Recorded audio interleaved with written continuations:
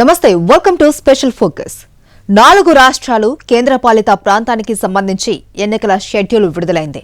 మార్చి 27 నుంచి ఏప్రిల్ 29 వరకు ఎన్నికలు జరగనున్నాయి.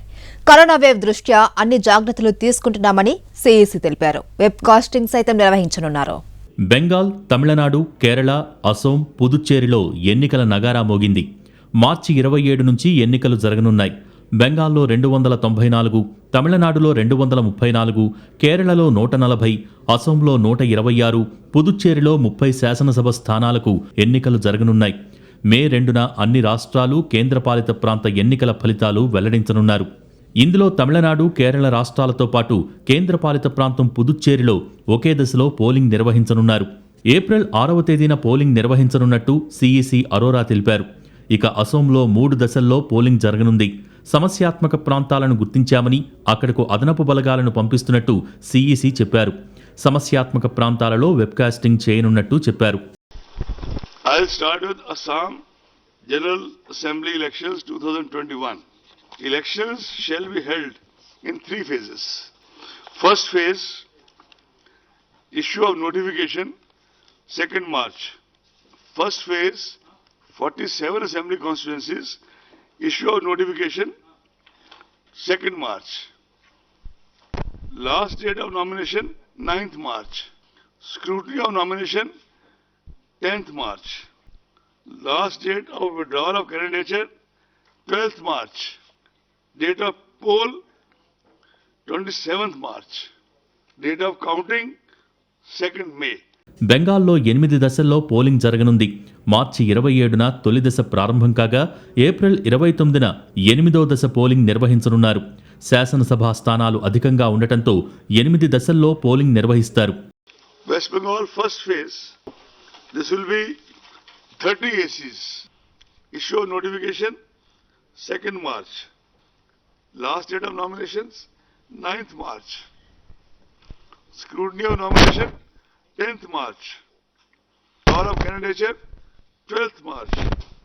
Date of poll, 27th March. Corona wave కారణంగా ఈసారి ఆన్లైన్ ద్వారా నామినేషన్ వేసే అవకాశం కల్పిస్తున్నట్టు చెప్పారు సిఇసి అరోరా. కోవిడ్ నిబంధనల మేరకు రోడ్ షోకు అనుమతులు ఉంటాయని వివరించారు. పరీక్షలు, పండుగలు చూసే ఎన్నికల తేదీలు నిర్ణయించినట్టు తెలిపారు. దేశంలో మళ్లీ ఎన్నికల వేడి రాజుకుంది. 5 రాష్ట్రాల అసెంబ్లీ ఎన్నికలకు ఎన్నికల నగారా మోగింది.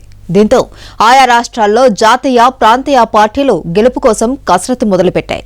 ఇప్పటికీ అధికారంలో ఉన్న పార్టీలు పవర్ను నిలబెట్టుకోవాలి అని, ప్రతిపక్షంలో ఉన్న పార్టీలు ఎలాగైనా అధికారంలోకి రావాలి అని ప్రతివ్యూహాలు రచిస్తున్నాయి, తాయిలాలు ప్రకటిస్తున్నాయి. ఇంతకీ పంచతంత్రంలో ఎవరి గెలుపు మంత్రం ఏమిటి?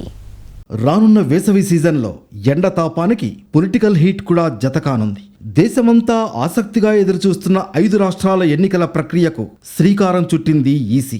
4 రాష్ట్రాలు, 1 కేంద్రపాలిత ప్రాంతానికి ఎన్నికల నగారా మోగింది. పశ్చిమ బెంగాల్, తమిళనాడు, కేరళ, అసోం రాష్ట్రాలు సహా పుదుచ్చేరిలో ఎన్నికలతో దేశంలో మరో మినీ సంగ్రామం జరగనుంది. 2019 సాధారణ ఎన్నికల్లో రెండోసారి కేంద్రంలో అధికారం చేజిక్కించుకున్న బీజేపీ ఆ తర్వాత చాలా రాష్ట్రాలను తన ఖాతాలో వేసుకుంది. ప్రస్తుతం ఎన్నికలు జరగనున్న 5 రాష్ట్రాల్లో అసోంలో మాత్రమే బీజేపీ ప్రభుత్వం ఉంది. దీంతో మిగిలిన 4 చోట్ల సత్తా చాటేందుకు కమలం పార్టీ సిద్ధమవుతోంది.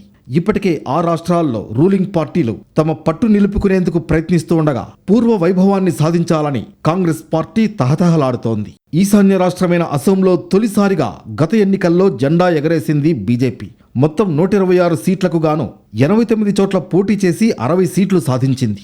ఏజీపీ, బీపీఎఫ్ పార్టీలతో కలిసి ప్రభుత్వాన్ని ఏర్పాటు చేసింది. కాంగ్రెస్ పార్టీ కేవలం 26 సీట్లకు పరిమితమై అధికారాన్ని కోల్పోయింది. దీంతో ఈసారి కూడా తన సత్తా చాటాలని ఉవ్విళ్లూరుతోంది కాషాయ పార్టీ.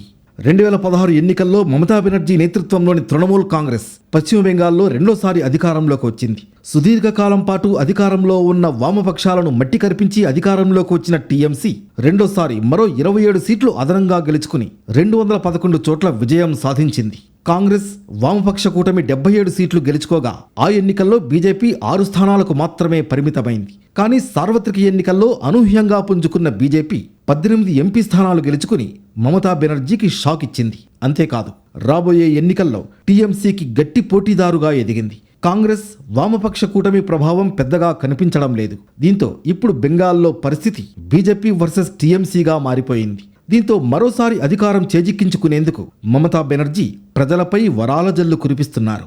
ఈసీ షెడ్యూల్ ప్రకటనకు ముందే రాష్ట్రంలోని కార్మికులకు సీఎం మమతా బెనర్జీ తీపి కబురు చెప్పారు. అర్బన్ ఎంప్లాయ్మెంట్ పథకం కింద కార్మికుల కనీస వేతనాలను పెంచుతున్నట్లు ప్రకటించారు. నైపుణ్యం లేని కార్మికుల రోజువారీ కూలి 144 నుంచి 202 రూపాయలకు, కాస్త నైపుణ్యం ఉన్న కార్మికుల కూలి 172 నుంచి 303 రూపాయలకు పెంచారు. నైపుణ్యం ఉన్న కార్మికుల రోజువారీ వేతనం 404 రూపాయలుగా ప్రకటించారు. ఈ కేటగిరీని కొత్తగా ప్రవేశపెట్టారు. ఈ పెంపు వల్ల 56,500 మంది కార్మికులు లబ్ధి పొందుతారని తెలిపారు. రైతులకు ఇస్తున్న పెట్టుబడి సాయాన్ని కూడా పెంచుతున్నట్లు ఇటీవల ప్రకటించారు మమత. తమిళనాడులో జయలలిత నేతృత్వంలోని ఏఐఏడీఎంకే 2016లో వరుసగా రెండోసారి అధికారంలోకి వచ్చింది. 136 స్థానాల్లో గెలుపొందిన జయలలిత రెండోసారి సీఎం పీఠం దక్కించుకున్నారు. డీఎంకే 89 సీట్లు గెలుచుకోగా కాంగ్రెస్ పార్టీ 8 స్థానాలకు పరిమితమైంది. ఆ తర్వాత జయలలిత మరణంతో అనాథగా మారిన అన్నా డీఎంకే పార్టీ సీఎం పళనిస్వామి నేతృత్వంలో అధికారాన్ని కాపాడుకునేందుకు ప్రయత్నిస్తోంది. ఓటర్లపై వరాల వర్షం కురిపిస్తోంది. ఇటీవల రైతులకు రుణమాఫీ ప్రకటించిన సీఎం పళనిస్వామి తాజాగా విద్యార్థులకు తీపి కబురు చెప్పారు. ఇంటర్మీడియట్ వరకు విద్యార్థులందరినీ పరీక్ష రాయకున్నా పాస్ చేస్తున్నట్లు ప్రకటించారు. కమల్ ఇప్పటికే పార్టీని స్థాపించినప్పటికీ ప్రభావం అంతంతే. ఇక రజని రాజకీయ ప్రవేశానికి ముందే రిటైర్డ్ హర్ట్ అయ్యారు. దీంతో పాత యుద్ధమే రిపీట్ అయ్యేలా కనిపిస్తోంది. స్టాలిన్ నేతృత్వంలోని డీఎంకే కాంగ్రెస్తో కలిసి అధికారం దిశగా అడుగులు వేస్తోంది. అన్నా డీఎంకే బీజేపీ కూటమికి సవాల్ విసురుతోంది. గత ఎన్నికల్లో సిపిఎం నేతృత్వంలో ఎల్డీఎఫ్ ప్రభుత్వం 91 సీట్లు గెలుచుకుని కేరళలో అధికారంలోకి వచ్చింది. కాంగ్రెస్ పార్టీ నేతృత్వంలోని యూడీఎఫ్ 47 స్థానాలతో సరిపెట్టుకోగా బీజేపీ కేవలం ఒకే ఒక్క స్థానంలో గెలుపొందింది. అయితే ఈసారి ఎలాగైనా సత్తా చాటాలని ఉవ్విళ్లూరుతోంది బీజేపీ. అయితే అధికార ఎల్డీఎఫ్ కూడా అంతే స్థాయిలో ధీమాగా ఉంది.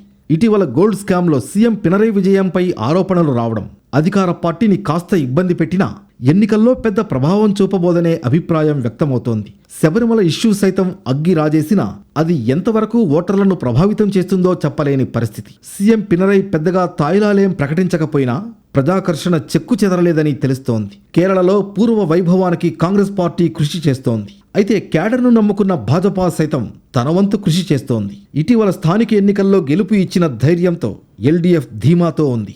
అటు తాజాగా కాంగ్రెస్ సర్కార్ కుప్పకూలిన పుదుచ్చేరిలో ఈసారి జెండా ఎగురవేయాలని బీజేపీ కసిగా ఉంది. కేంద్రపాలిత ప్రాంతమైన పుదుచ్చేరిలో 30 స్థానాలకు గాను కాంగ్రెస్ డీఎంకే కలిసి 17 స్థానాలతో గెలుపొంది గతంలో ప్రభుత్వాన్ని ఏర్పాటు చేశాయి. అయితే ఇటీవల ఏర్పడిన సంక్షోభంలో కాంగ్రెస్ సర్కార్ గద్దె దిగక తప్పలేదు. నామినేటెడ్ ఎమ్మెల్యేల ద్వారా అసెంబ్లీలో ప్రవేశించిన బీజేపీ ఈసారి అధికారమే లక్ష్యంగా పనిచేస్తోంది. కాంగ్రెస్కు చెందిన కీలక నేతలను పార్టీలో చేర్చుకుంది. కేంద్రంలో అధికారంలో ఉన్న బీజేపీకి ఈ ఎన్నికలు కీలకం కానున్నాయి. ముఖ్యంగా అసోంలో అధికారం నిలబెట్టుకోవడంతో పాటు పశ్చిమ బెంగాల్లో రాణించడం ఆ పార్టీకి ముఖ్యం. ఒకవేళ ఈ 2 చోట్ల ఓడితే కేంద్ర ప్రభుత్వంపై వ్యతిరేకత అనే ముద్రపడే ప్రమాదం ఉంది. ప్రస్తుతం ఒకే ఒక రాష్ట్రానికి పరిమితమైన సిపిఎంకు కేరళ ఎన్నికలు ప్రతిష్టాత్మకం కానున్నాయి. ఇప్పటికే బెంగాల్, త్రిపురల్లో అధికారానికి దూరమై ప్రాభవం కోల్పోయిన ఆ పార్టీకి ఈ ఎన్నికలు సవాల్తో కూడుకున్నవే. 2 సార్లు అధికారంలోకి వచ్చిన తృణమూల్, అన్నా డీఎంకే పార్టీలు ప్రభుత్వ వ్యతిరేకతను దాటుకుని మళ్లీ అధికారం చేపట్టడం అంత సులువేమీ కాదని పొలిటికల్ ఎక్స్పర్ట్స్ అంటున్నారు. మరి ఈ పంచతంత్రంలో గెలుపెవరిదో తెలియాలంటే మే 2 వరకు ఆగాల్సిందే. దక్షిణాదిన 3 ప్రాంతాల్లో ఏప్రిల్ 6న ఒకే విడత ఎన్నికలు జరగనుండగా పశ్చిమ బెంగాల్లో మాత్రం 8 విడతల్లో ఎన్నికలు నిర్వహించాలి అని నిర్ణయించింది ఎన్నికల సంఘం. దీనిపై రాజకీయంగా తీవ్ర దుమారం రేగుతోంది. ఈసీ నిర్ణయం వెనుక అసలు మతలబేంటి? ఈ నిర్ణయంపై మమత ఎందుకు సీరియస్ అయ్యారు? ఇందులో బీజేపీ స్కెచ్ ఏమైనా ఉందా? ఇప్పుడు ఇదే చర్చ నడుస్తోంది. దేశంలో 5 రాష్ట్రాలకు త్వరలోనే అసెంబ్లీ ఎన్నికలు జరగనున్నాయి. తమిళనాడు, కేరళ, పుదుచ్చేరి, అసోం, పశ్చిమ బెంగాల్తో పాటు కేరళలో మల్లాపురం, తమిళనాడులోని కన్యాకుమారి లోక్సభ స్థానాలకు ఎన్నికల షెడ్యూల్ని జారీ చేసింది కేంద్ర ఎన్నికల సంఘం. తమిళనాడులోని 234 స్థానాలకు, కేరళలోని 140 అసెంబ్లీ స్థానాలకు, పుదుచ్చేరిలోని 30 స్థానాలకు, మల్లాపురం, కన్యాకుమారి లోక్సభ స్థానాలకు ఉప ఎన్నికలు ఒకే విడతలో ఏప్రిల్ 6న ఎన్నికలు జరగనున్నాయి. మొత్తం ఎన్నికల ఫలితాలు మే 2న రానున్నాయి. అయితే పశ్చిమ బెంగాల్లో మాత్రం 8 విడతలుగా ఎన్నికలు నిర్వహించనున్నట్లు ఈసీ తెలిపింది. ఈ నిర్ణయంపై రాజకీయ దుమారం రేగుతోంది.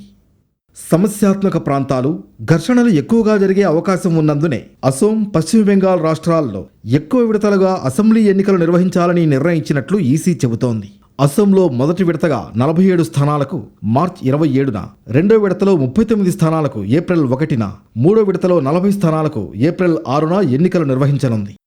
అత్యంత సమస్యాత్మక ప్రాంతాలు ఎక్కువగా ఉన్న పశ్చిమ బెంగాల్లో 8 విడతల్లో ఎన్నికలు జరగనున్నాయి. తొలి దశలో 30 సీట్లకు 27 మార్చిన, రెండో దశలో 30 సీట్లకు ఏప్రిల్ 1న, మూడో దశలో 30 సీట్లకు ఏప్రిల్ 6న, నాలుగో దశలో 44 సీట్లకు ఏప్రిల్ 10, ఐదో దశలో 45 సీట్లకు ఏప్రిల్ 17, ఆరో దశలో 43 సీట్లకు ఏప్రిల్ 22న, ఏడో దశలో 36 సీట్లకు ఏప్రిల్ 26న, ఎనిమిదవ దశలో ఏప్రిల్ 29న జరగనున్నాయి. గత అసెంబ్లీ ఎన్నికల్లో మొత్తం 7 విడతల్లో ఆరో దశ 2 సార్లు జరిగింది. 6A, 6Bగా విభజించారు. ఈసారి 8 విడతల్లో నిర్వహించనున్నారు. 6, 7, 8 విడతల్లో నిర్వహించే వాటిలో బంగ్లాదేశ్ సరిహద్దు ప్రాంతమైన మాల్దా తదితర ప్రాంతాల్లోని నియోజకవర్గాలే ఎక్కువగా ఉన్నాయి. ఈ ఒక్క రాష్ట్రంలోనే 77,000కు పైగా పోలింగ్ కేంద్రాలు ఏర్పాటు చేశారు. మాల్దా, పకువాహట్, బాలూర్ఘాట్, దంగర్హట్, కోయిలాగంజ్, బారవిత, సిలిగురితో పాటు దాదాపు 70కి పైగా సరిహద్దు ప్రాంతాలు ఉన్నాయి. ఇవి కాకుండా ఇతర సమస్యాత్మక ప్రాంతాలు కూడా ఎక్కువగా ఉన్నందుకే ఎన్నికల సంఘం ఈ నిర్ణయం తీసుకున్నట్లు తెలుస్తోంది. గత 3 అసెంబ్లీ ఎన్నికల్లో పశ్చిమ బెంగాల్లో హింసాత్మక ఘటనలు ఎక్కువగా జరగడం కూడా దీనికి కారణంగా తెలుస్తోంది. అందుకే వీలైనంత ఎక్కువ విడతల్లో ఎన్నికలు నిర్వహించడానికి మొగ్గు చూపింది ఈసీ. అందులో భాగంగానే గరిష్టంగా 5వ దశలో 45 సీట్లలో మాత్రమే ఎన్నికలు జరుపుతోంది. అయితే ఈసీ తీసుకున్న ఈ నిర్ణయంపై సీఎం మమతా బెనర్జీ తీవ్రంగా విరుచుకుపడ్డారు. అసోంలో 3 విడతలుగా, తమిళనాడులో ఒకే విడతలో ఎన్నికలు నిర్వహిస్తున్న ఈసీ బెంగాల్లో మాత్రం ఎందుకు 8 విడతలుగా నిర్వహిస్తున్నారో చెప్పాలని డిమాండ్ చేశారు. ఏదేమైనా ఈసీ నిర్ణయాన్ని గౌరవిస్తున్నామన్న మమత బీజేపీ సౌకర్యం కోసమే ఇన్ని విడతలుగా ఎన్నికలు నిర్వహిస్తోందని ఆరోపించారు. ప్రధాని మోడీ, కేంద్ర హోంమంత్రి అమిత్ షా సలహాలతోనే ఈ నిర్ణయం తీసుకుని ఉంటారని సెటైర్ వేశారు మమత. వారి ప్రచారాన్ని సులభతరం చేయడానికి బెంగాల్ రాష్ట్రానికి ప్రచారానికి వచ్చే ముందే అసోం, తమిళనాడు ప్రచారాన్ని ముగించుకోవచ్చన్న భావనతోనే ఇలా చేస్తుంటారని, అయితే అలా కుదరదని, ఈ ఐడియా బీజేపీకి కలిసి రాదని, అలా కానివ్వబోమని మమత ఫైర్ అయ్యారు. మరోవైపు రాజ్యాంగబద్ధ సంస్థగా ఈసీ నిర్ణయాన్ని గౌరవిస్తామన్నారు సిపిఎం నేత ఏచూరి. అయితే బెంగాల్లో 8 దశల్లో ఎన్నికల నిర్వహణ ఎందుకని ప్రశ్నించారు.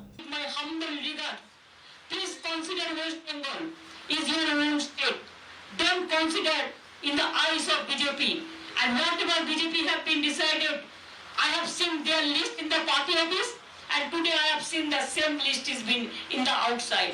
I am really sorry, I am shocked, but we welcome your decision because we respect all of you the constitutional position. So our request would be, please see, BJP has the agency power, BJP has the government of India power, but one central government cannot misuse their own power for a state election. And if you do it like this, if you allow it like this, then there will be a big blunder. And then you have to face the music. We are not. Well, Election Commission is the final authority in our constitution. They have announced it and naturally we'll follow it. But we'd like to know the explanation why 8 phases in Bengal when there's only 1 in other states and 3 in Assam. But they have not given that. But anyway, we'll follow that. That's a direction. That's our responsibility in a parliamentary democracy. ఒకే జిల్లాలో వేర్వేరు దశల్లో ఎన్నికలు నిర్వహించాలన్న EC నిర్ణయం పైన మమత మండిపడ్డారు. BJP వారు మతాల ఆధారంగా ప్రజలను విభజిస్తున్నారని, ఇప్పుడే ఆట ప్రారంభమైందని, ఆట ఆడి ఆటలో గెలిచి చూపిస్తామని మమత ధీమా వ్యక్తం చేశారు. మరి చివరగా గెలుపు ఎవరి సొంతం అవుతుందో చూడాలి. ఇది వాల్టీ స్పెషల్ ఫోకస్. నమస్తే.